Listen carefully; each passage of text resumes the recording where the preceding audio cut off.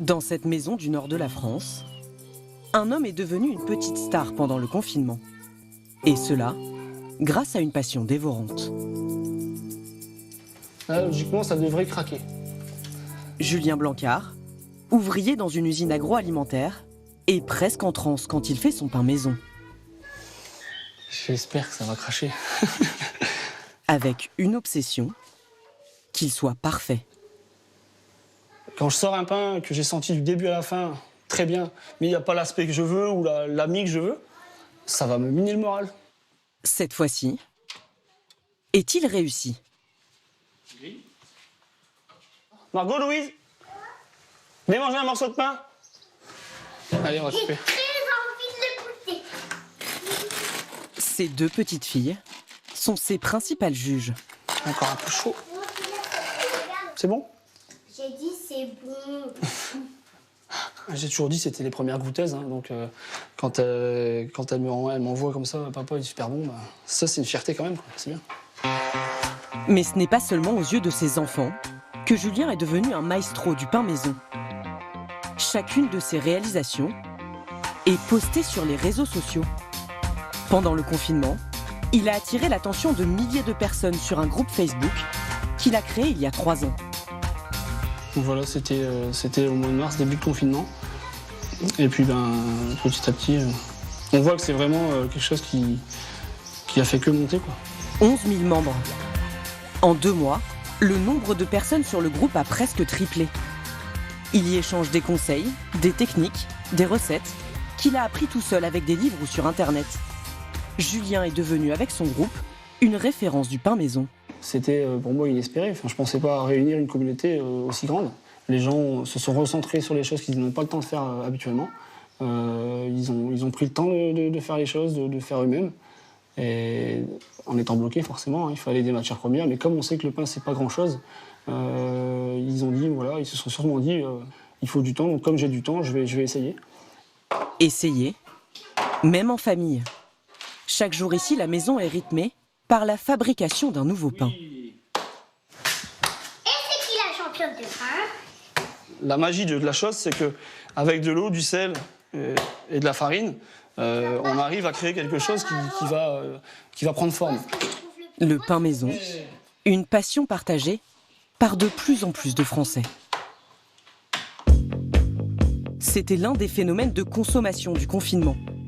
Sur les réseaux sociaux, ces images postées avec fierté se sont démultipliées. Une activité qui nous a permis de faire passer le temps en famille. Comme ça, je commence à avoir de... Mais aussi de reprendre le contrôle sur un aliment central dont les ingrédients peuvent laisser à désirer quand on l'achète en boulangerie ou au supermarché. Sur les moteurs de recherche, les mots pain maison sont apparus 400 fois plus que d'habitude à partir du 17 mars. Un engouement qui a suscité des achats massifs de farine, mais aussi pour les moins courageux, de machines à pain. Les ventes ont augmenté de 300% dès la mi-mars. On a eu 4 fois plus de commandes que l'année dernière à la même période. Sur les machines à pain, c'est du jamais vu. Machine ou 100% fait main, comment faut-il s'y prendre? Goût, qualité nutritive, prix, quels sont les avantages du pain maison? Demain, serons-nous tous boulangers à domicile? Une chose est sûre, c'est à la portée de tous. À Arras, Marie-Laure Fréchet en est convaincue. Au milieu de sa cuisine trône même cette encyclopédie du pain maison. Alors, tous ces pains ont été faits dans des fours ménagers. Voilà, des fours vraiment comme chacun peut avoir dans sa cuisine. Réaliser sans trucage. Les baguettes. Celui-là, c'est une tuerie, le pain au cacao. Je vous le recommande. Ce beau livre, vendu à près de 1000 exemplaires, c'est elle qui l'a écrit. Marie-Laure Fréchet est journaliste culinaire, elle aussi très suivie sur les réseaux sociaux. Passionnée de terroir, elle a eu le coup de foudre pour cet aliment ancestral. Elle va nous démontrer que nous pouvons tous jouer les boulangers. Les ingrédients de base sont très simples et bon marché pour une recette d'un pain de 1 kg. Il faut 350 ml d'eau, 9 g de sel, 10 g de levure boulangère ou 150 g de levain. Là, on va mettre 500 g de farine. Pour la farine, Il ne faut pas choisir celle que l'on prend habituellement pour la pâtisserie. Il faut la choisir avec un grain plus gros, défini par ce chiffre. On peut commencer avec une T65, c'est le pain le plus ordinaire, le pain blanc. Mais nutritionnellement parlant, c'est plus intéressant d'avoir un pain plus complet. Voilà, donc T80, T110, c'est bien. Pas besoin d'être très doué en cuisine. Il faut d'abord mélanger les ingrédients avant de pétrir la pâte. C'est ce qui prend le plus de temps, une vingtaine de minutes. Mais selon elle, une partie du plaisir est là. C'est mon yoga. Je trouve que ça redonne un sens au temps. Quand on a tous des vies très actives, on court toute la journée. Prendre le temps de faire du pain, c'est prendre du temps aussi finalement pour soi. Puis bon, c'est assez sensuel quand même de toucher la pâte. C'est agréable, c'est relaxant. Reprendre le contrôle de son temps, mais aussi de son alimentation. Marie-Laure Fréchet n'a pas été étonnée par l'engouement pour le pain maison pendant le confinement. C'est l'aliment de base. Donc on se recentre forcément sur des choses essentielles en période de crise. Et puis après, voilà, le pain qui cuit, l'odeur du pain chaud, c'est une odeur qui est hyper réconfortante, hyper rassurante. Passé le pétrissage, il faut ensuite s'armer de patience. Car la pâte à pain doit lever, d'abord à température ambiante, puis au frigo pendant une dizaine d'heures. Vient ensuite l'étape clé de la cuisson. Un four de cuisine n'est pas un four de boulanger qui monte très haut en température. L'astuce de Marie-Laure pour les débutants, c'est de mettre le pain dans une cocotte qui va garder la chaleur et l'humidité. On referme et on enfourne. 20 minutes. Donc c'est un peu frustrant parce qu'on ne le voit pas monter. Mais normalement, si tout va bien, ça va bien se passer. Comptez 20 minutes à couvert à 260 degrés avant d'avoir un premier aperçu. Il n'est pas trop mal. Et 20 minutes de plus sans couvercle à 245 degrés. Après toutes ces étapes, Marie-Laure Fréchet obtient un résultat presque parfait. Voilà, il a l'air pas mal. Pas très ouvert, mais bon, voilà. Il y a des jours où ça s'ouvre plus, il y a des jours où ça s'ouvre moins. On vérifie la croûte en dessous. Si ça sonne creux, c'est que c'est bon. Et que c'est cuit. Voilà. Avec les ingrédients de luxe qu'elle a utilisés, ce pain d'1 kilo lui aura seulement coûté 3 € d'ingrédients, alors qu'une baguette de moindre qualité revient à 3,50 € le kilo. Mais il y a encore un autre avantage, le goût. On sent bien, la céréale s'exprime quand même à travers le goût du pain. Les acoustilles. Évidemment, alors que nous reprenons progressivement le chemin du travail, il faut avoir le temps. 30 minutes de main-d'œuvre en moyenne. Alors pour faire son pain chaque jour sans être trop retenu en cuisine, des marques pensent avoir trouvé la solution. Elles proposent des machines à pain. Un marché qui a donc explosé pendant le confinement. Dans les enseignes d'électroménager, elles sont vendues entre 70 € pour les marques distributeurs et jusqu'à 200 € pour les modèles haut de gamme. Cette dépense est-elle bien utile ? Nous voici au siège France de Panasonic, l'inventeur de la machine à pain. Car paradoxalement, l'idée ne vient pas de France, le pays de la baguette, mais du Japon, où l'on ne mange pas de pain traditionnellement. Alors voilà, là on est dans le showroom. Vous avez tous les produits télé, audio, vidéo. Au milieu des téléviseurs et des chaînes IFI, Et on va arriver sur l'électroménager. Aurélie Devallée, en charge de l'électroménager, nous présente ce petit corner dédié à la machine à pain. Les machines à pain. Ce drôle d'objet a été inventé dans les années 80. À l'époque, le Japon est en plein boom économique.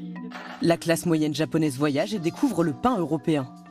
Pour en faire à domicile, les équipes de la marque vont s'inspirer d'un robot culinaire très populaire là-bas, le cuiseur Harry. La première machine, elle était assez grosse, elle ressemble à ça. On dirait un petit peu une photocopieuse. Une machine imposante, sortie en 1987. Au fil du temps, les modèles évoluent et sont exportés en France à la fin des années 2000. Les Français s'équipent massivement car c'est nouveau et ça plaît. Puis l'engouement retombe, car la machine aurait un défaut. Le rendu pain de mie ne satisfaisait pas les consommateurs français. C'est-à-dire un pain qui a une croûte assez fine, en fait. Et c'est vrai que les Français ont l'habitude d'avoir une croûte de pain bien épaisse, assez dure. Aujourd'hui, les ventes des derniers modèles sont reparties en flèche. 4 fois plus de commandes en ce moment, car ce problème aurait été réglé. Un enjeu crucial, suivi de près dans la cuisine de la société à quelques pas. Ici, on teste régulièrement les recettes proposées aux clients sur Internet. Ce jour-là, l'équipe d'Aurélie Devalet va contrôler les résultats obtenus avec leur best-seller, cette machine à 200 €. Alors on démarre par lequel? On démarre par le pain blanc peut-être? Oui, on va faire. Sur cette recette de pain basique, ce qu'ils vérifient en premier, c'est le croustillant du pain. Ah super, la croûte elle est top là. Bon, la mie est un peu compacte, moi je trouve. Apparemment, c'est réussi. Mais au goût, il y a un manque. Je trouve que ça manque un petit peu de sel par rapport au pain qu'on a l'habitude de manger.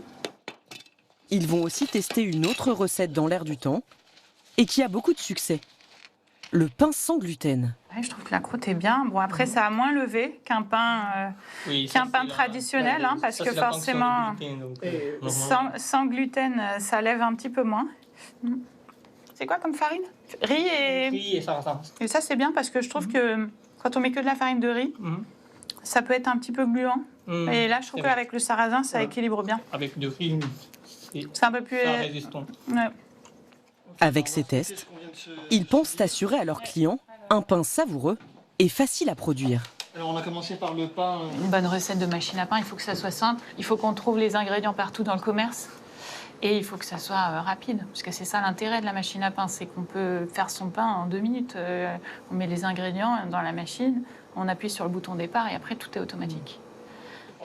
Une fois ce type de machine entre vos mains, la promesse est-elle tenue? Pour le savoir, nous retournons chez Marie-Laure Fréchet, l'experte du pain maison. Nous lui avons apporté 2 machines à tester. Une premier prix, à 70 €, et celle du constructeur japonais à 200 €. Pour les 2 machines, les modes d'emploi intimident un peu Marie-Laure. Bon, alors, vous revenez dans 3 jours quand j'ai fini le potassé. J'espère que c'est plus intuitif que ça n'y paraît. Pour nous, elle va préparer les 2 recettes de pain blanc proposées dans les notices. Là, ça s'appelle pain basique et là, ça s'appelle pain blanc. Et il y a une première chose qui l'interpelle. Si on regarde ces 2 recettes, ce qui vraiment saute aux yeux, c'est que d'emblée, dans une recette de base, on propose de rajouter de la matière grasse. Là, c'est de l'huile, là, c'est du beurre. Mais on sait déjà que voilà, pour garantir du moelleux, on va rajouter la matière grasse dans le pain. Et ce n'est pas le seul ingrédient incongru pour du pain. Tiens, j'avais pas vu non plus qu'on rajoutait du sucre. Ça aussi c'est un truc. Donc on rajoute du sucre, donc là, ça va activer la fermentation. Le fabricant japonais nous confirme que ces ajouts permettent d'obtenir un pain plus moelleux. Certes, mais du coup moins intéressant sur le plan nutritif. En revanche, bonne surprise pour l'utilisation, très facile. La farine. Il suffit de mettre les ingrédients un à un. C'est très simple, ça c'est pas... Et 1 cuillère à café de levure. Donc là, on utilise de la levure déshydratée. Et voilà.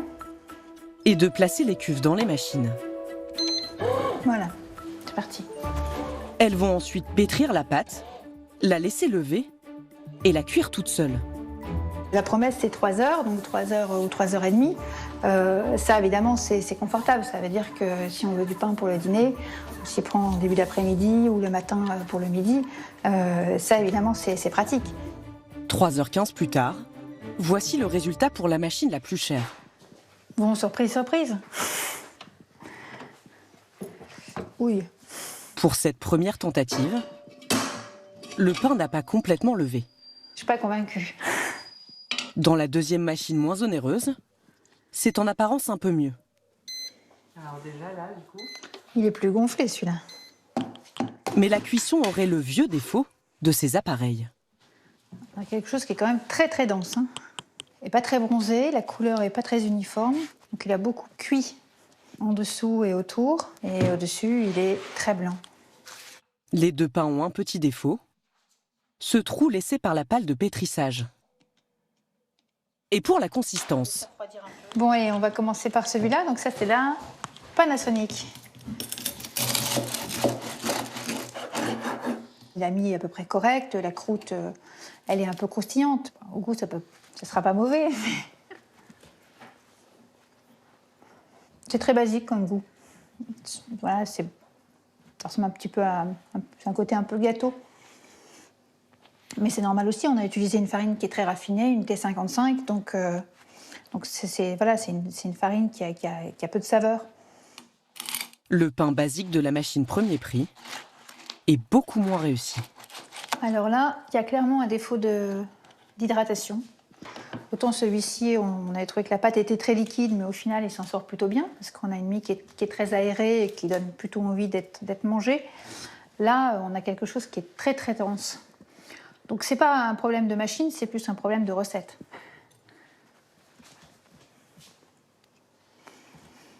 Non, c'est pas bon. C'est pas très bon du tout. La machine haut de gamme s'en sort donc mieux. Au final, ces robots sont intéressants si vous avez l'intention de faire du pain tous les jours. Et si vous voulez utiliser toutes leurs possibilités, il faudra prendre le temps de potasser. Si on est un peu geek et voilà, qu'on a le temps de se pencher sur les différents modes, peut-être, parce que je vois qu'elle fait, semble-t-il, beaucoup de choses.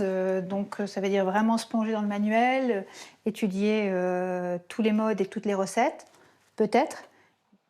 Mais avant d'investir, notre experte préconise de commencer simplement, à la main, et de soigner les ingrédients qui font toute la différence. Dans l'Aude, en plein cœur du pays cathare, le moulin du village de Cucugnan abrite une boulangerie qui expédie farines et levains dans des familles aux 4 coins de la France. Est-ce que tu peux juste une seconde? On écoute le pain. Un endroit où l'on écoute le chant sacré du pain à sa sortie du four. Un lieu créé par un personnage haut en couleur. Bonjour, bonjour, bonjour. Est-ce que ça va? Roland Feuillasse, un prophète du pain qui lui voue un véritable culte. Voilà, là, pour moi, je tiens une parcelle de bonheur dans mes mains. Parce que j'ai du mal à en parler, même. Parce que je sais tout ce qu'il y a dedans, quoi. Il fait partie du mouvement des paysans boulangers, qui défendent un pain 100% naturel. Cet ancien chef d'entreprise informatique a tout plaqué il y a plus de 15 ans pour s'installer ici, dans ce village perché, et y faire son pain. Un pain qui retourne aux sources, et ça commence dans les champs. Dans cette parcelle test, il fait vivre des variétés de blés anciens, parfois oubliées. Et donc là, il y a une variété particulière qui s'appelle Montlis. Et alors, elle a ça d'intéressant, qui est qu'elle est en fleurs en ce moment. Donc on voit le système de floraison. Et ça, c'est un seigle. Il n'a pas fini sa croissance, mais regardez déjà la hauteur qu'il fait, quoi. Hein? Ouais, il va monter à 2,20 m, il va monter là, quoi. Hein, peut-être même un peu plus. Ah, ça change des champs où avec tous les petits blés collés les uns sur les autres, là, de 20-30 cm de haut, tous strictement identiques, etc. Ces blés poussent sans pesticides ni engrais chimiques. Et ils seraient plus intéressants au niveau nutritif que les variétés hybrides cultivées massivement ailleurs. On a des semences, des blés qui ont un pouvoir d'expression plus fort. Ces expressions plus fortes, on va les retrouver au niveau déjà gastronomique, des arômes. On va avoir plus de plaisir à manger un pain goûtu. Pour maîtriser tout le process, ces blés sont transformés en farine ici, au pied du moulin.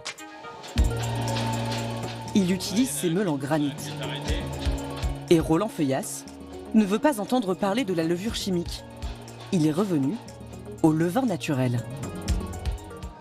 Donc là, on voit ce qu'on appelle le levain chef. C'est tout simplement de l'eau et de la farine qu'on laisse fermenter pendant plusieurs jours. Ce qu'on ne voit pas à l'œil et qui pourtant justifie qu'on ait une telle dévotion Un tel respect pour le levain, c'est ce qu'on appelle des micro-organismes. D'une part des bactéries et d'autre part des champignons, c'est-à-dire des micro-levures. Voilà. Les levains vont être mélangés avec du sel, de l'eau et de la farine. Seulement 3 ingrédients. Une fois la pâte reposée, cela donnera ces pains qui seront plus fermentés, plus goûtus et plus digestes. Dans la petite boutique de Cucugnan, ils sont vendus cher, en moyenne 8 € le kilo. Mais pour que sa bonne parole se diffuse dans tous les foyers de France, comme beaucoup d'autres paysans boulangers, Roland Feuillasse propose sur son site internet d'acheter ses farines pour faire du pain maison. Elles sont vendues un peu plus de 6 € le kilo. Des ventes qui ont explosé avec le confinement. Roland Feuillasse les accompagne gratuitement de son levain naturel.